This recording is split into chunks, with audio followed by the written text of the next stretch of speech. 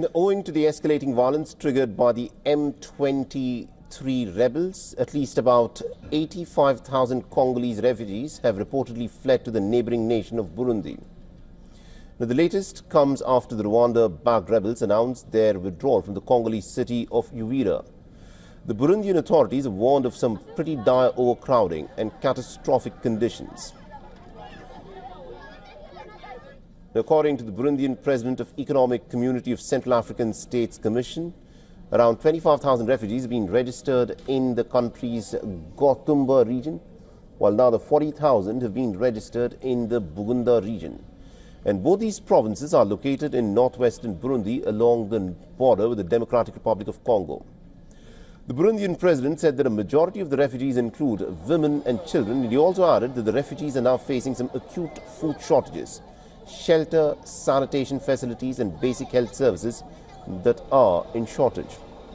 The Burundian official also said that the number of refugees are on the rise on a daily basis. The United Nations has said that over 200,000 people have been displaced following the violence that erupted in Uvira. And amidst the vast exodus of the Congolese refugees, the M-23 rebels have said that they will withdraw from Uvira after Washington had vowed to take action over what it calls a clear violation of a US-brokered peace accord.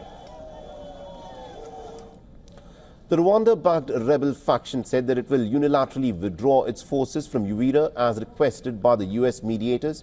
It has said that the withdrawal is actually a gesture to instill some trust and to give the peace deal signed in Qatar in November every chance to succeed. The M-23 called for additional measures to manage the city and to monitor the ceasefire with a neutral force. However, it did not give details on the implementation of the measure. And following this, Burundi's Foreign Minister Edouard Bizimana called the M-23's withdrawal from Uvira as a sheer lie to mislead international opinion. And last week, the M-23 rebels seized Uvira after the Democratic Republic of Congo and Rwanda signed a peace deal in Washington, D.C., which the US President Donald Trump had hailed as a great miracle.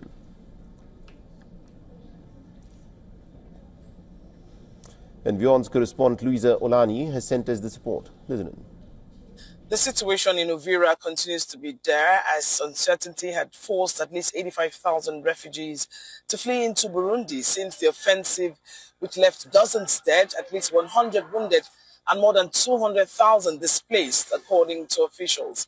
A senior Burundian official said on Tuesday that the vast majority of these refugees are women and children facing catastrophic situations. A lot of development unfolding as the M-23 announced Tuesday it will withdraw from Uvira as demanded by the US, also to allow implementation of Doha peace deal. Reports of former presidential candidate Emmanuel Ramazani Shadari arrested Tuesday in Kinshasa emerged, and his political party headquarters was subjected to a nighttime search.